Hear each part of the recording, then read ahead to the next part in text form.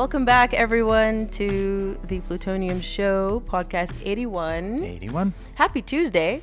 Happy Tuesday. So, today, as you can tell from the thumbnail, it's more of a political angle. Not really. We don't dabble in politics, but we're going to talk about Meghan dabbling in politics and a few other miscellaneous things. Before we get into the main topic, it was Thomas Markle's birthday on the 18th of July, his 79th birthday. Happy birthday. Happy birthday.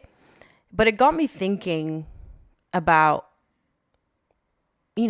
time and how all of us are really on, limited time. We're running on limited time. Mm-hmm. But Thomas Markle more so because he's getting up there in age. Yep.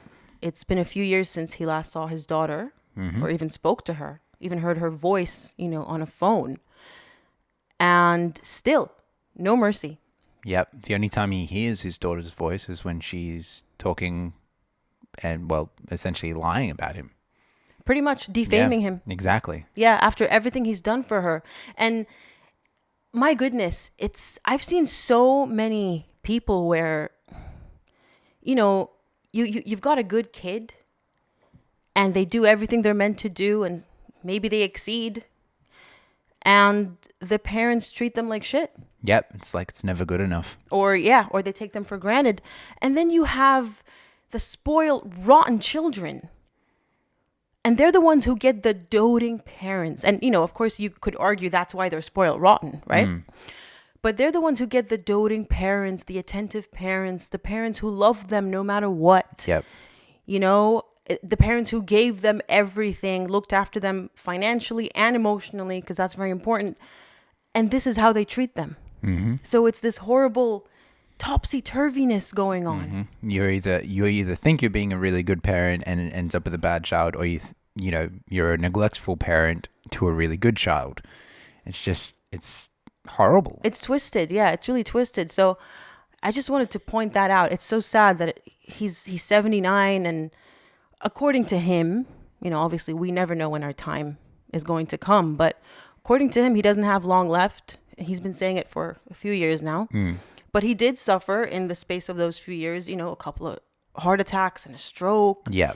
So it's not like he's been having an easy go of it. So yeah, it's just really sad. This woman who preaches compassion and kindness, she still has the guts to do that. I mean, I think the last time she did that was when she accepted that pathetic Woman of Vision award before the New York Chase. Mm-hmm. That never was. She stood there and just preached, and it makes you sick. Yeah, she can talk the talk, but she sucks at walking the walk. She has no problem with saying things that are the complete opposite of what she would do. She actually thinks she's that special that do as I say, not as I do, essentially. She would love everyone else to be compassionate because it would give her the edge to be horrible. Well, if everyone else is compassionate, then yeah, she can walk all over them. Exactly. So it serves her agenda. Yeah, and what's really just difficult to just sit there and watch is all those elites and the other people surrounding her. For example, in that award ceremony, they're supposedly feminists and humanitarians, and they're just letting her. I mean, the fact that she was even awarded by them, the fact that she was even invited, and they just stood there on stage next to her, letting her spew her drivel. Yep. They must know. I mean, all the news circulating, it's been a few years. You can't say, oh, it's just gossip at this point. Yep, exactly. It's right there for them to see, and they're just willfully ignorant and blind to it. I have another thought on that too. Perhaps the elite that are aligning themselves with Meghan now, because, everyone knows she's a horrible person, right? Well, let me just correct you quickly. There aren't many elites doing that anymore. This is true, and which makes it the point even more. What's the word I'm looking for? It makes it stand out a little bit more. The people aligning themselves with Meghan now, as few as they are, the people in these award ceremonies, the people who are giving them chances or gave them chances, it makes you think, why are they so okay with this behavior if they haven't done similar things themselves?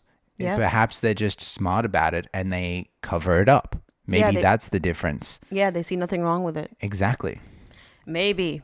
But, their friendships are definitely dwindling, both in Tinseltown and in the political arena, which is the main, topic for today. So I mentioned Hollywood, Tinseltown. The strikes, which you're aware of, correct? Yes. So Meghan has been notably absent and silent. Mm-hmm. I've mentioned this in a video last week, I believe. Even though she hails from Hollywood, right? Yeah. That's her whole thing. Her proponents will have you believe she was an A-lister. And she would have you believe that she grew up on Hollywood sets with the crew and befriending them.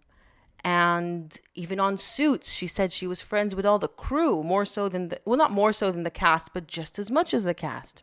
Yeah. And here we have a woman with a platform who is doing nothing for the plight of her own industry. Because she never really belonged to that industry now, did she? I think what's going on is she's telling them, all those years of you rejecting me. Now I'm the one with a $100 million Netflix contract. I'm the elite that these horrible companies are, stepping all over their employees for. Yep. So you suffer. I mean, it's funny that she has political aspirations that we'll get to later, because she's certainly playing this politician card of the politician will say anything and everything they can before they've been elected to an office, right? Mm-hmm. Whether it's their own district or whether it's the president of the United States, they'll say anything and everything to get to that position. I'm one of you. I'm part of the people. I fight for you. The moment they win that election, suddenly, I'm going to do whatever the hell I want now. That's exactly how she treated the royal family. So she does have the makings of a politician like that. Well, yeah, I was actually going to mention a few things like that. But that is exactly how she got into the royal family. In the engagement interview, she spoke endlessly about how she was going to hit the ground running and she was going to change the world and they were going to improve the Commonwealth and, all those humanitarian endeavors that they bonded over. And then she gets married, and instantly all she does is spend £1 million in a year on her clothing. Yep.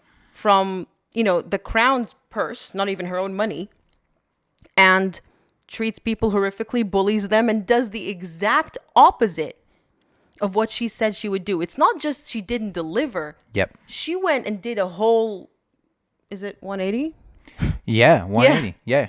That's what she did. She did the exact opposite. She became, the Duchess of Terror. Exactly. Oh, I like that. The Duchess of Terror. Yeah, I thought about the reign of terror in the French Revolution. I like it. Yeah, it's exactly the sort of person she is. And a lot of us have seen it for a long time. And now the rest of the world's finally catching up that when Meghan opens her mouth, believe the opposite. Yeah. Car chase in New York. Actually, they were the ones driving recklessly. Yep. With evidence. Being compassionate, won't speak to your father who loves and adores you and will do anything for you. And has done nothing wrong. Exactly. There's such a divide between her actions and her words that she is the poster child for being a hypocrite. Yeah. And there was a photo posted by, one of her former best friends, her co-star in Suits. What's his name? I don't even know his name, to be honest.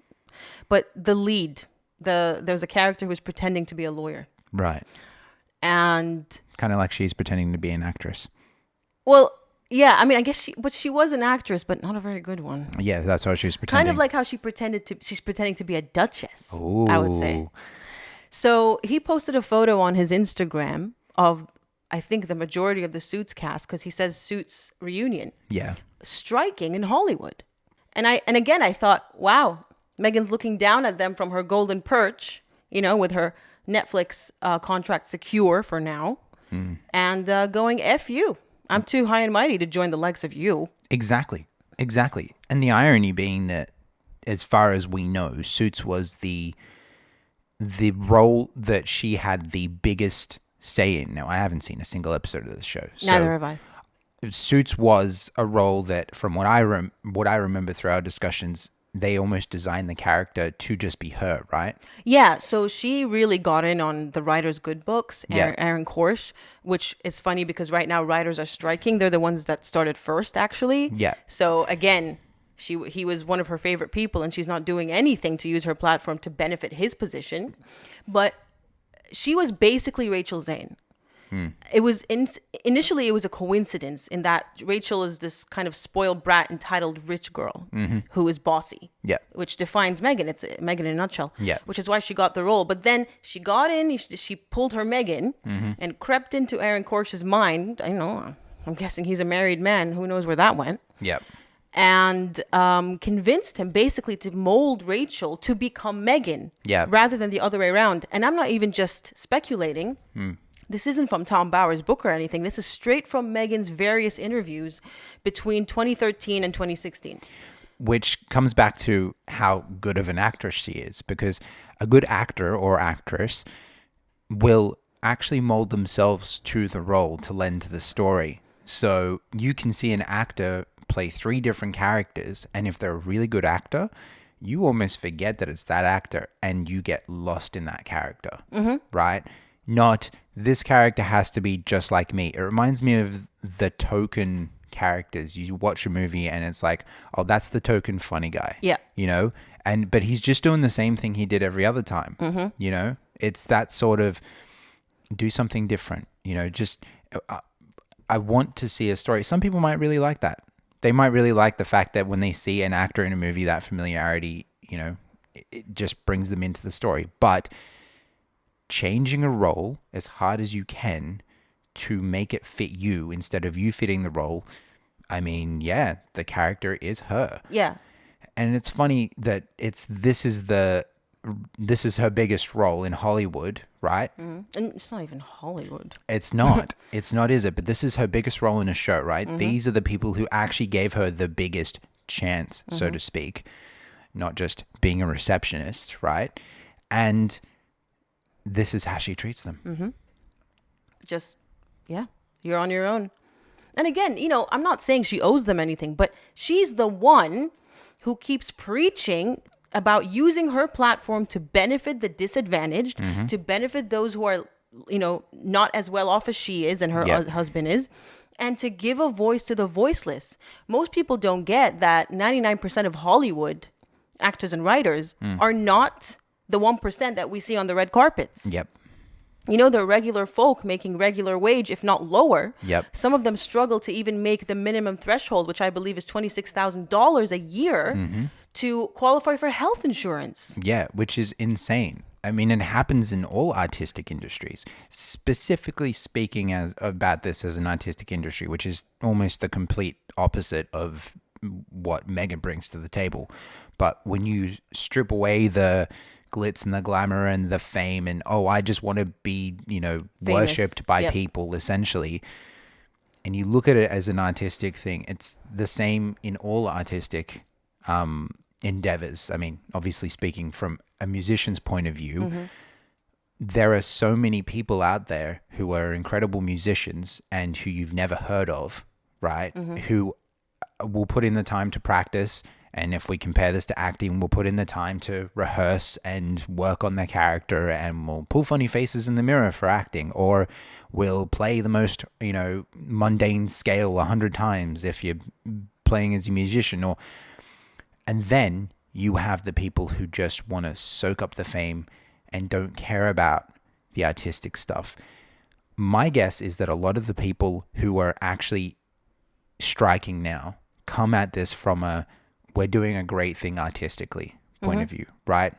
Because you might see these people on the red carpet. Speaking of red carpet, we had the Oppenheimer cast walk off, which, you know, so there are 1% that are in on this and they're great. Oh, they've joined. Yeah, don't get me wrong. It's just that people are saying, who cares about Hollywood? Yeah. They're entitled and privileged. Let them, you know, go, you know, lose their jobs. And I'm like, but that's not who the majority of Hollywood is composed of. Exactly. That's what I was just about to say, is that for every person on the red carpet, you have this enormous crew behind them that put them in the role of that movie. You have a set doesn't just get created out of nowhere. You know, it takes a village just to do a single scene in these places. And, you know, the person behind the camera, you know, they're normally really good at their job and they really care about the movie they're on, or they care about their art. And so people who care about, basically to summarize, the people who care about their art are the ones suffering now, and the people who just wanted the fame are the ones like Meghan, just sitting back and going, whatever, it's not me. Even though they wouldn't have had a role if it wasn't for the people holding them up. Yeah. There have been lots of spare copies of Spare floating around holiday resorts, beaches. You know, people are on holiday right now. And they've been discarding the books. So they've been either throwing them out or leaving them by poolsides, leaving them in their rooms. Yeah. And it got me wondering, because we looked up, remember that day we looked up how well Spare was doing, and in Amazon it was ranked pretty high. Yeah, and that was kind of, I remember opening that conversation with, I bet it's doing horribly. Me too. I mean, I know it made a lot of money, but I didn't think it would be ranked so high. I think it was, I don't even remember the rank. I'll put it up on the screen if I find it. But the reviews, it was 4.4 stars or something. Yeah. And I was just, and it was 90,000 reviews, so it couldn't have all been fake. Yeah.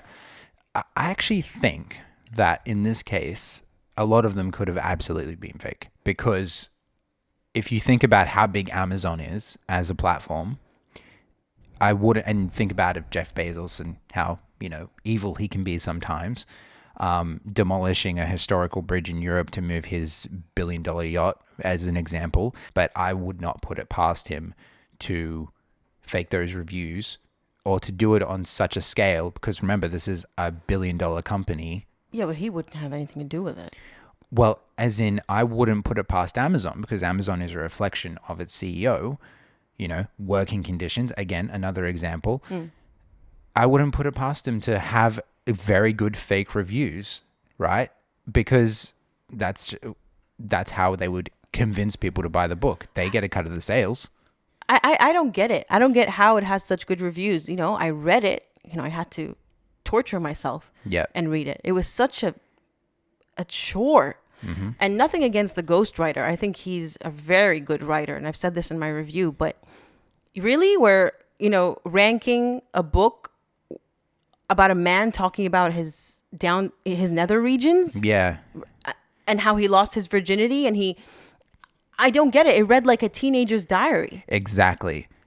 And I mean, if you were in Harry's head, you would be like, wow, this brain hasn't developed since it was 16. 13, which is not a random number. It was the year, it's when his mother died. Yeah. And I truly think, and many psychologists have said this as well, he is stunted. Wow. You know, he's there mentally because of the trauma, which obviously is sad. Yeah, I was going to say that it is quite sad. But he needs help. Yeah. And the funny thing is, he would have all the resources, all the capabilities to get that help. And exactly.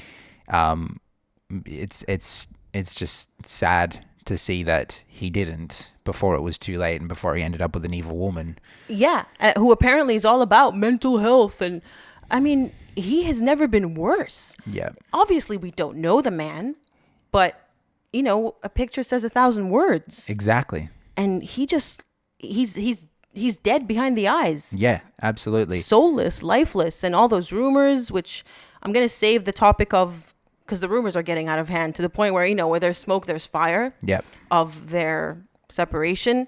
And it just got me thinking of all the times that even you said over the past few years with the podcast, how eventually she will get rid of him too. Yes, because if we go back to when she said that her writer friend was a favorite person, right? Meghan doesn't have favorite people. She has favorite tools. Mm-hmm. Everyone's a tool to be used. Even the words she says are tools to be used. It reminds me of that episode of Family Guy. I don't know if you remember this one, where I think Lois is running for mayor or something. And she gets on stage and she literally just says buzzwords, right? And those buzzwords, and she doesn't say a sentence. She says the buzzword. Yeah. And the whole crowd screams, right? They're Sounds like a Meghan speech. Exactly. Compassion, mental health. Yep. Compassion for your father, mental health for your husband. No, none of that stuff lines No, up. not for them. Yeah. So, yeah, I'm not surprised that people are getting rid of the book because as someone who loves to read, I like to hang on to the books that I love. Yep. You know, you don't just read them once and discard them. Yeah. I get you do a cleanse. Maybe you grew up, like, you know, you were a teenager and then you became an adult and you got rid of some of your kiddie books or whatever. But to literally just buy a book one off, like Spare, read it over the holidays and leave it, it just tells you, it speaks volumes. I think so. I think that the reality between those Amazon reviews and what's happening in real life is a very good reminder to everyone to not trust everything you see on the internet. Which also begs the question, you know, they talk about it's a New York bestseller and it's sold hundreds of millions around the world. But are those individual sales or are they just bulk orders made by bookstores and libraries counted as sales? Because from what I've heard, bookstores haven't been able to get rid of their stock of Harry's book, and that's why it was slashed to half price pretty much the day it was released. Yep. Because there wasn't that. I mean, initially, I think there was that morbid curiosity, which is what happened with Meghan's podcast.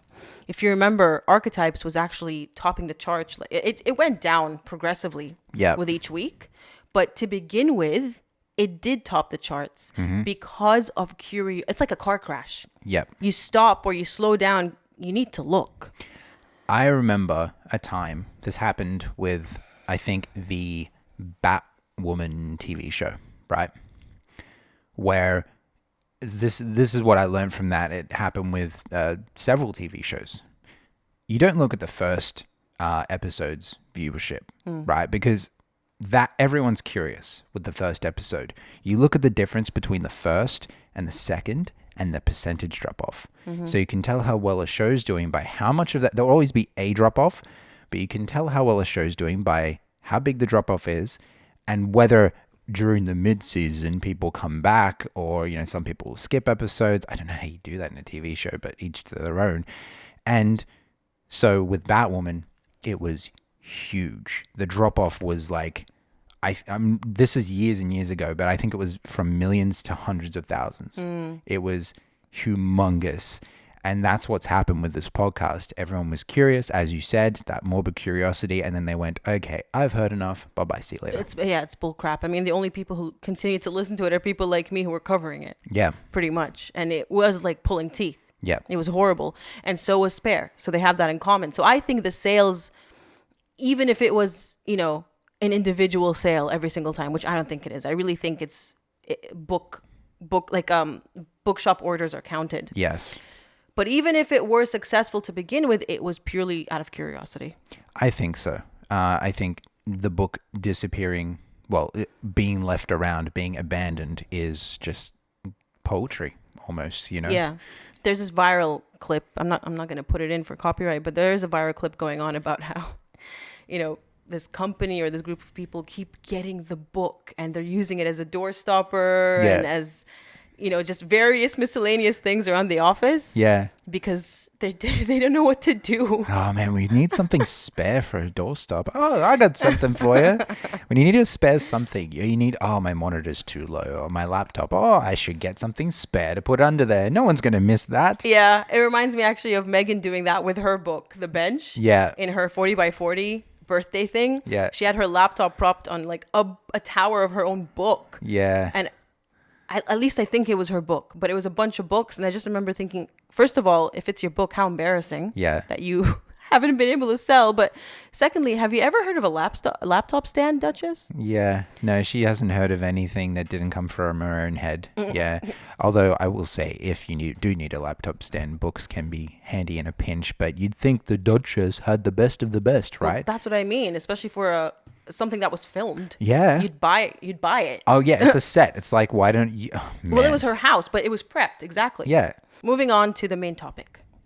Meghan for president? I mean, obviously, it's a joke at this point. But what inspired me to kind of revisit this topic is that whole Air Force One fiasco that we are now learning about, over the past week, of Meghan and Harry asking the president of the United States if they could hitch a ride on his Air Force One private jet on the way home from the Queen's funeral last September. I just very briefly mentioned this in the very end of my last video, The Flame, but it's one of those things where even if you know Meghan and Harry and you know they would do such a thing, you still question if it's a rumor because it sounds so preposterous. It sounds stupid. Like, that's the first thing that comes to my mind. It's like, it's almost like a child asking another random adult for something. It's like a child asking for a free candy bar in the middle of a store and the parents just like, no, that's not how it works. Kind of embarrassed. Why would my kid ask for a free candy bar? Do they not know how the world works? And that's what it feels like. I wonder if that's how King Charles feels. Yeah. Seriously, I wonder if he's like, I thought my son understood how these things worked, because who's going to pay for them to get on that jet? Yeah. The president is paid for by the taxpayer. Yep. He is the president. Oh, but Harry thinks that every taxpayer in the world is his toy to play with. He thinks that all taxpayer money should be dedicated to him for his private security force. I think Meghan wanted it as a photo op. Imagine what validation she would have got if she was pictured getting into Air Force One, the president's private jet. Yeah, and here's the other thing too, right? She would have definitely had other plans to go wherever she was going, right? She would have had flights booked, transportation, accommodation, all that sort of stuff from wherever she was to wherever she was going pre-booked. So she didn't need the ride, which makes it even more, you just thought of this right now spontaneously, or you just thought of it that morning and you really thought, you were really stupid enough to think it was going to work.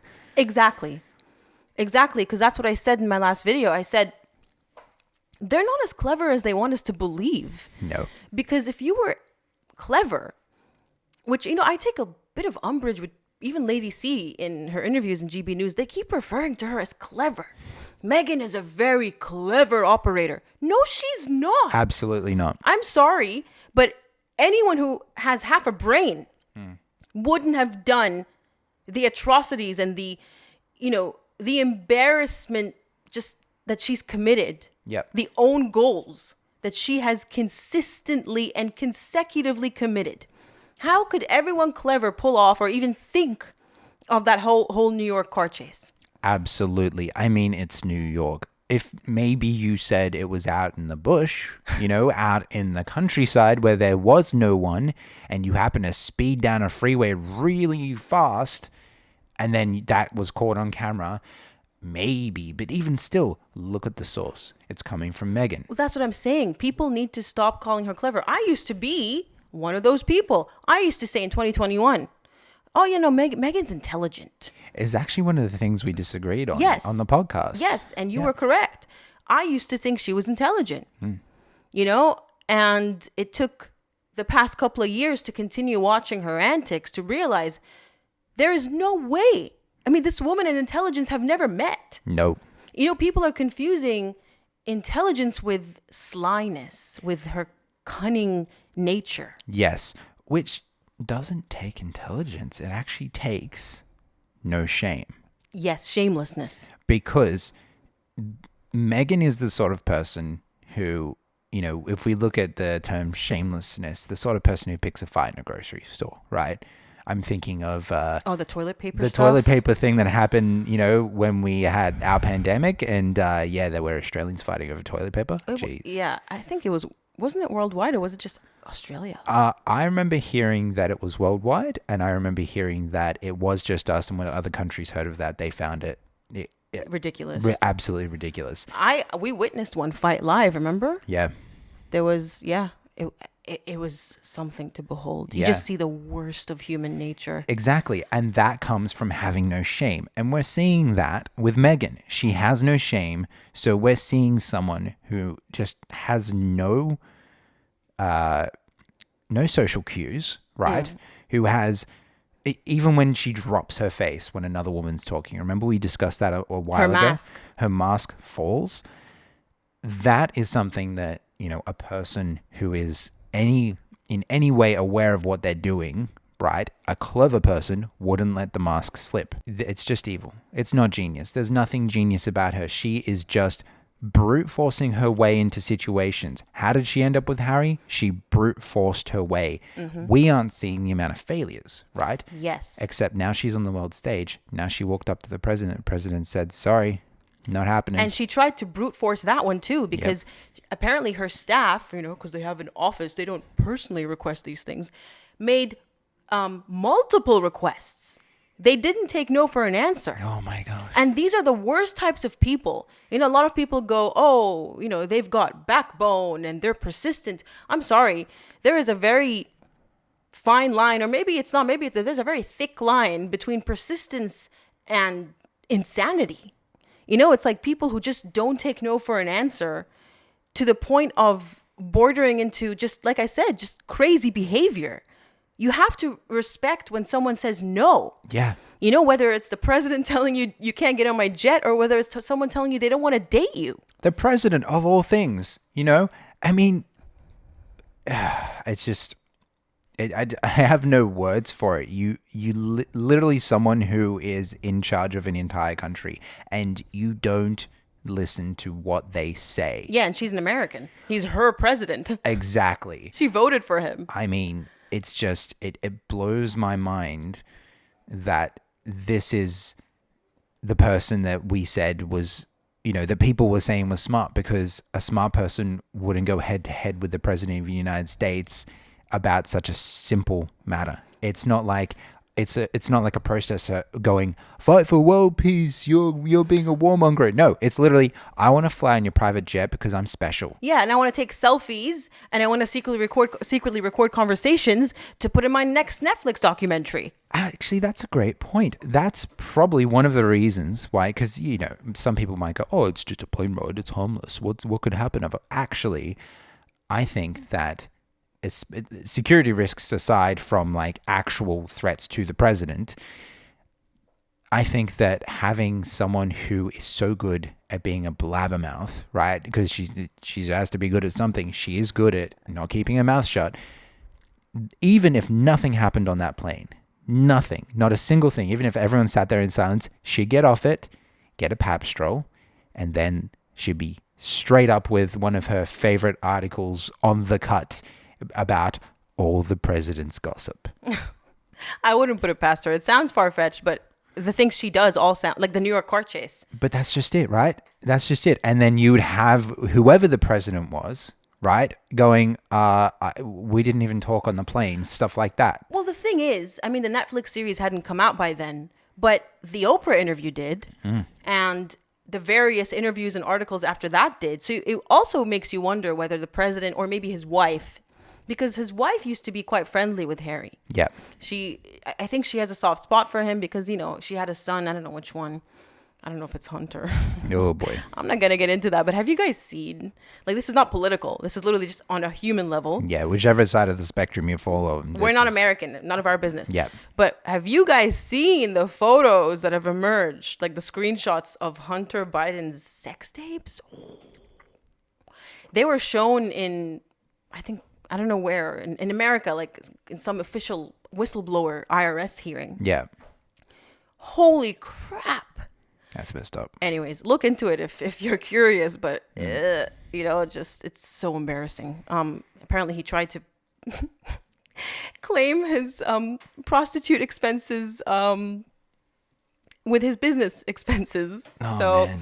Again, I don't know if it's true. It's all alleged at this point. Again, just look into it. This is not a political statement. No, nothing political here. Not picking sides. So, Never doing that. But with Jill Biden, she had a soft spot for Harry as a veteran. And now for whatever reason, because I don't know why they were still cozy with them right after the Oprah interview, because they were. Yeah. But now in particular, they've distanced themselves to the point where Jill Biden refused to attend the Invictus Games.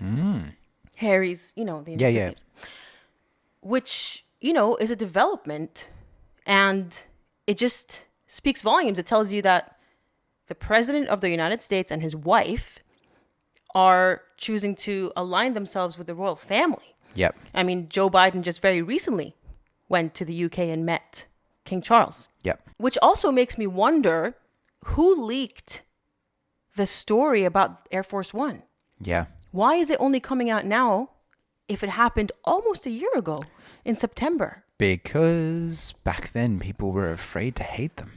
That's the thing. It's like we talked about in the past few episodes, the bandwagon. Exactly. It's now safe to publicly dislike or hate Meghan and Harry. Yep. Because of the Netflix docuseries Own Goal and Spare Own Goal. Yep.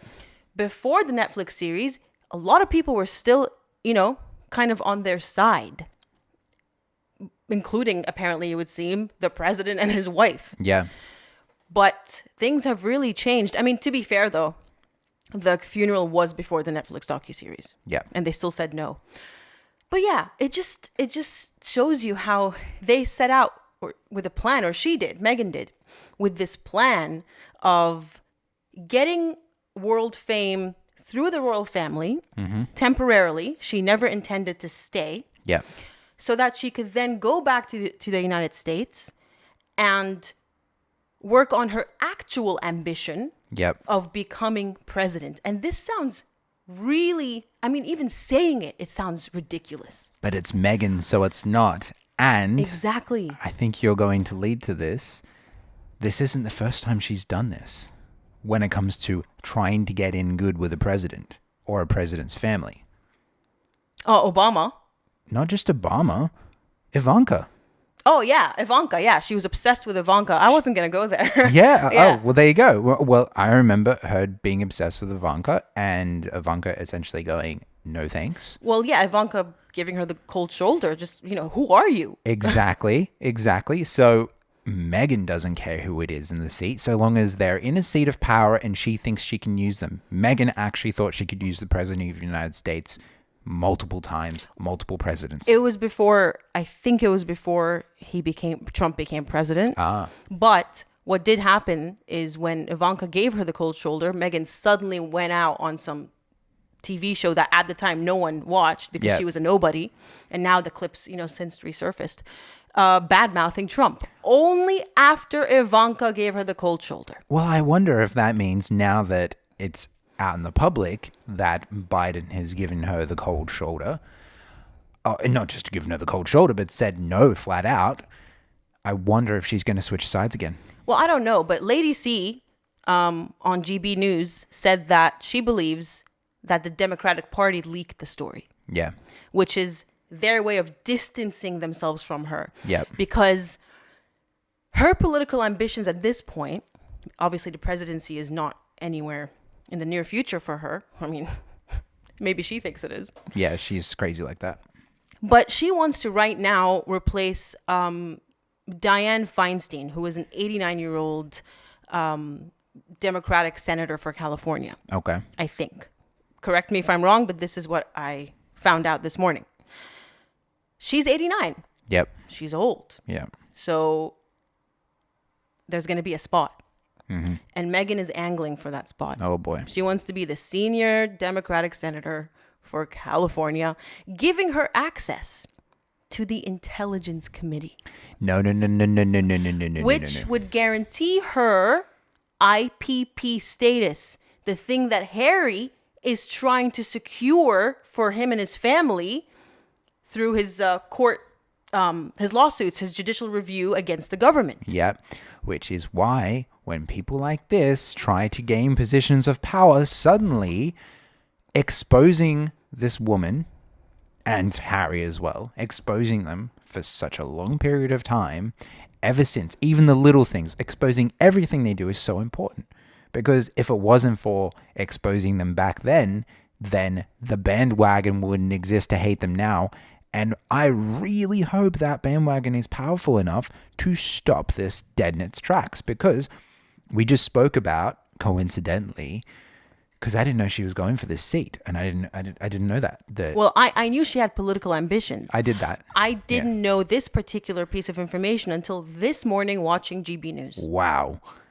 Because that's dangerous. You wouldn't tell a blabbermouth your secrets. And so if you put Meghan in that position, every single secret will either be exposed, or even worse, she will use it as power and leverage against people to continue getting more power. She'll be like, I know your dirty little secret.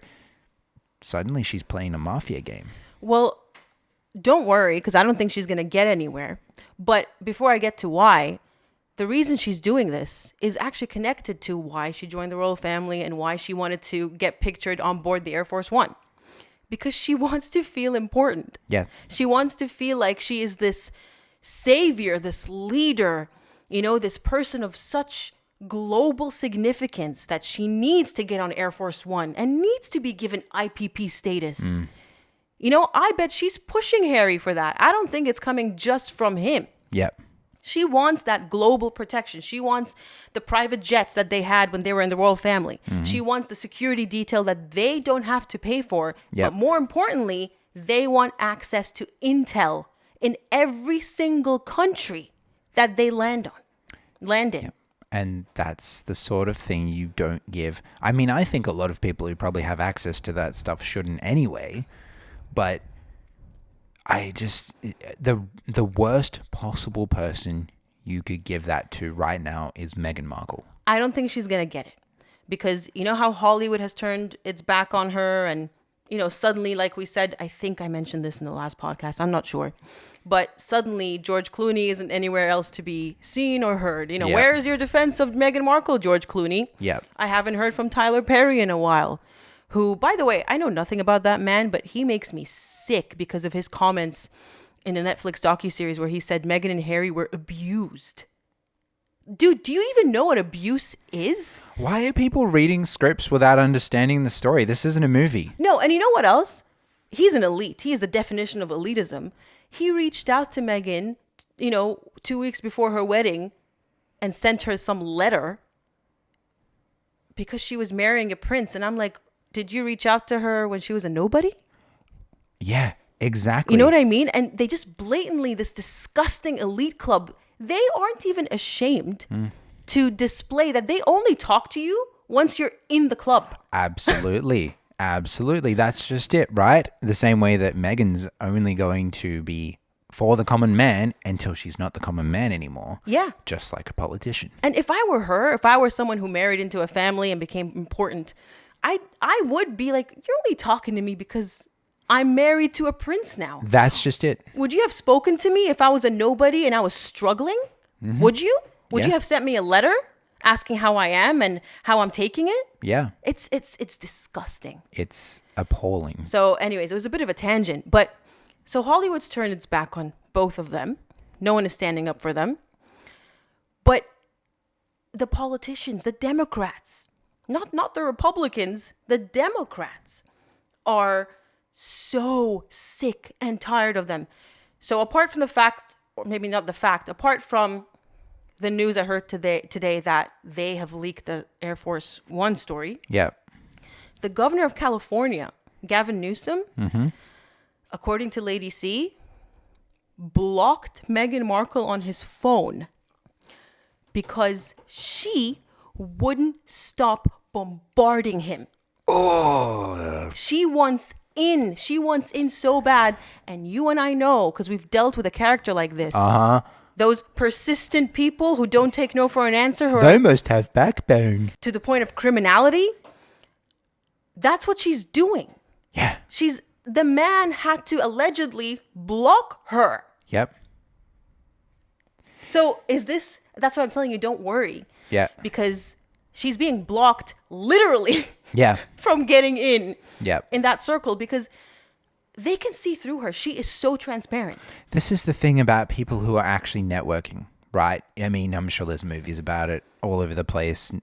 Nothing comes to mind. But when you think of Meghan and how people used to assume, oh, she's a good networker, oh, she knows how to talk to people. Essentially a ladder climber, right? Yeah. Talk to any good ladder climber or good networker, someone with people skills, not Meghan, someone who can actually listen to a conversation and understand what the other person's saying, not just cut them off and be like, well, here's my story. Someone who actually who's done this before. Or give them the death glare. How dare you talk in my presence? How dare you talk? You don't have something between your legs.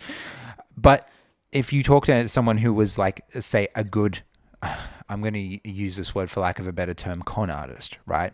Who works their way to the top just through this networking. How not to do it would be exactly what Meghan's doing, right? Yeah. Because when they network, you wouldn't be able to tell. We can see Meghan bashing her head against these doors, constantly trying to get in. It's sad and pitiful and desperate. But someone who's good at this, they wouldn't be constantly calling the same person over and over and over and over and over and over again. Exactly. They would be like, all right, I'm going to try another avenue. Exactly. I'm going to try something else, because I don't know if this is actually the definition of insanity, but it's a quote. Insanity is doing the same thing over and over again and expecting a different result. That's why I said it's not persistence, it's insanity. Remember when I said that a while ago today? You did.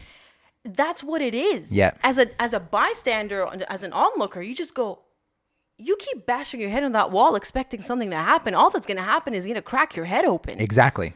So, and that's what she's been doing. It's almost like well, I don't want to say that word, but an own goal, like I said. So she's been employing that tactic her whole life. Yep. And we've only seen it work, or rather, we're only aware of the times it worked. But if you read Tom Barra's book, you would find out that there are many times it didn't work. Mm-hmm. All of the failures. I mean, I'm not ageist. Obviously, I despise ageism. But to get into Hollywood at 30 is pretty late in the game. Yep. And according to Hollywood, because obviously 30 is super young. You have your whole life ahead of you. Yep. But in Hollywood years, the fact that she got her first proper, if you could even call it, a proper role. I mean, she had a presence on screen and she had lines for once in her life. You know what I mean? For the first time in her life, really. I bet she didn't even follow those lines. And so this is someone who has experienced a lot of failure. Yeah. But there's a difference between people who persevere and do it the right way. Yeah. Through hard work, determination, but in the best way, not her brand of determination. Yep. This deluded determination. And through talent and honing your skill and being the best person you can be until you get to that point in life. Yeah. And that's where there is longevity. Yeah. But with Meghan, everything has been so short-lived. Everything. Mm-hmm. Think about it. From her personal life to her current, career, everything never stands the test of time with her. Nope. Because there are no foundations to anything that she does. Exactly. And it also shows how uncommitted she is, because someone might think that endlessly calling someone is showing commitment to something. I'm committed to getting this role. But actually, the biggest commitment you can do is in the time away from people, off camera, when you're not around anyone and working on your own personal development. That is perseverance. When people go, all right, they think I'm not good enough for this role. They think this, they think that. I'm not quite making the scratch. So I'm going to improve myself, and not improve myself by, doing stupid things. Actually improve myself. Do the hard work, because anything worth doing is normally hard. Mm-hmm. So that's the difference here, the big difference. Because if Meghan was someone worth talking to, then you would see it through her personality. Oh, she's put in the hard work. She's done this.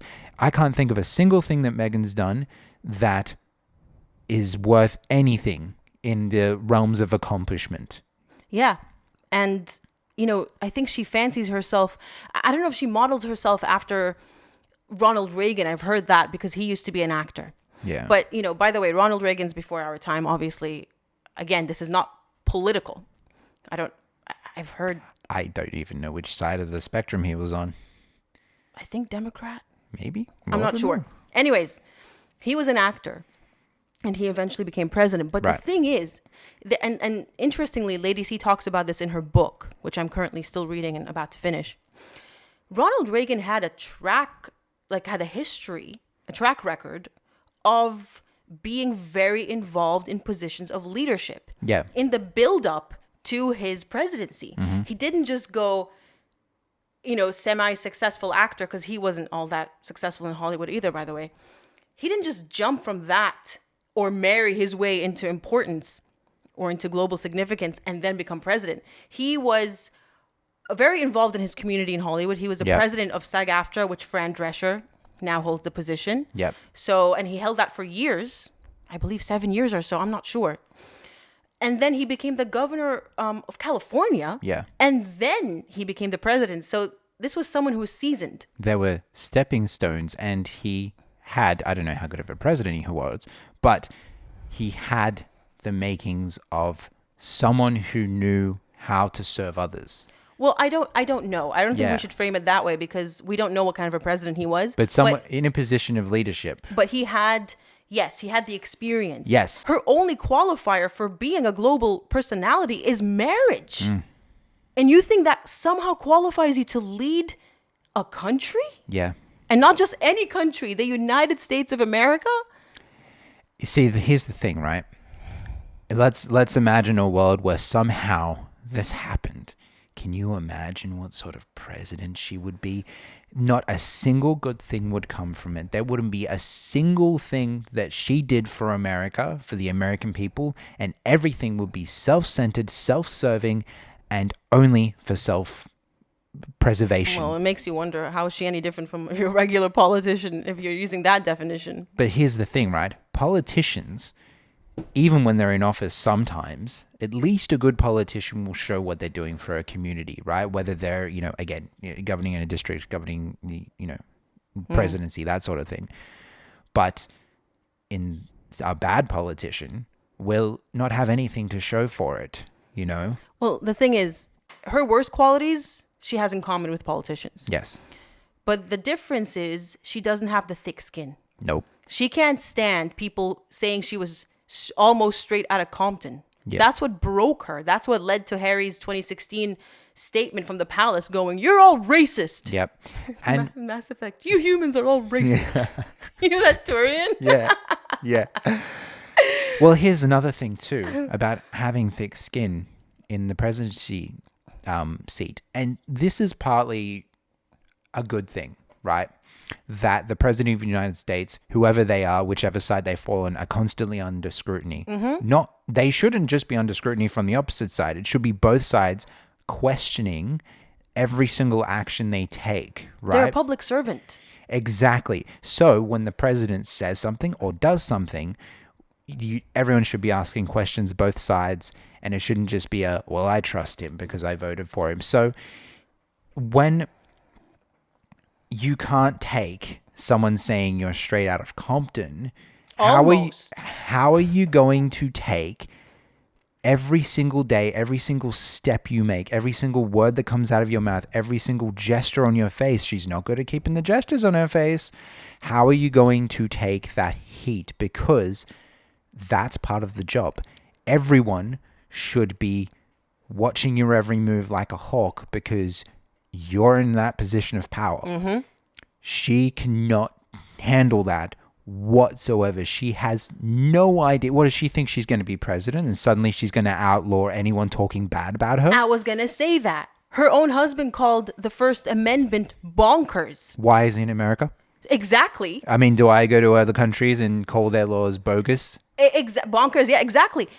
So I wouldn't be surprised if she does something stupid like outlaw certain, areas of free speech. That's exactly what she wants. She wants to shut people up so that people have to worship her. She would be the closest thing to a dictator, I think. Absolutely.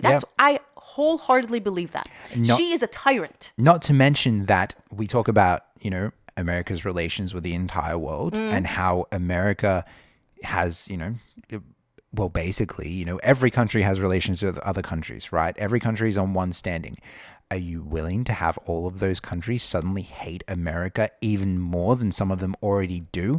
Because she's going to find the dirty little secrets and be like, hey, Mr. President, Prime Minister, ruler, king of this country. So I'm the boss now and you're going to do what I say, or is I'm going to tell the world everything that's in this dossier. Remember, we're talking about someone who didn't graduate past high school drama, right? Not literally graduate. Yeah, she did go to university.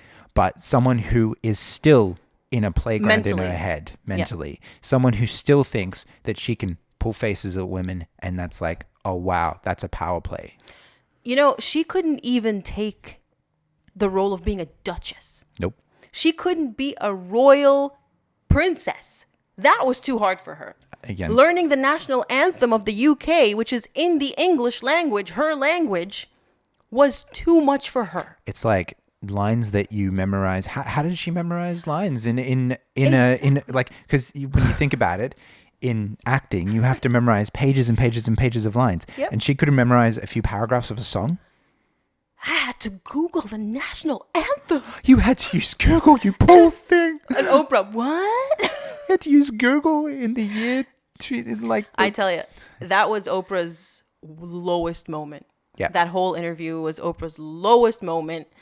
I mean, the fact that she could even respond and empathize with her. I wouldn't be able to keep a straight face. I would stop the cameras and be like, hold up.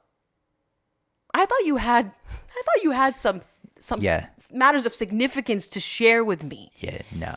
Oprah was looking for another. Here's the other thing too, right? In Hollywood, when it comes to people like this, Oprah would probably needed just a few more dollars in the bank account. Yeah. Like that's definitely the angle that she was taking, Yep. and she didn't care whether it was true or not, because if she did, she wouldn't have done it.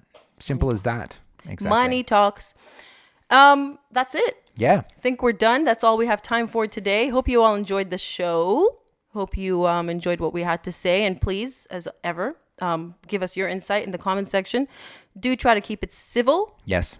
Things are not filtered in the comment section, but don't take advantage of that. If you do, use horrible terminology, you will be blocked naturally. But otherwise, it is an open forum. Yep. So please do be civil. We try to be civil as much as we can be. We do.